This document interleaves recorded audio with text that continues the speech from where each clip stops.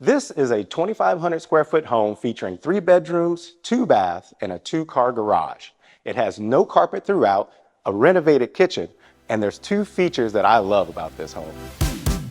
Growing up, you always saw in the movies how these homes had a fancy library with a ladder. In this home, you have a ladder attached to this custom built-in, and that's why that's the first feature I love of this home.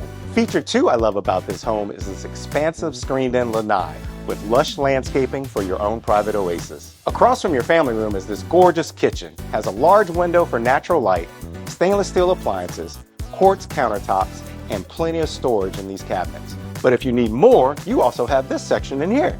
You can make this a coffee station, a service buffet area, whatever your heart desires. Your home's primary bedroom has vaulted ceilings, plenty of space for a king-size bed and its furniture, and directly across is your ensuite bath with dual vanities and a stand-up shower. A bonus feature of this home is this custom garage with professionally coated floors and even more storage.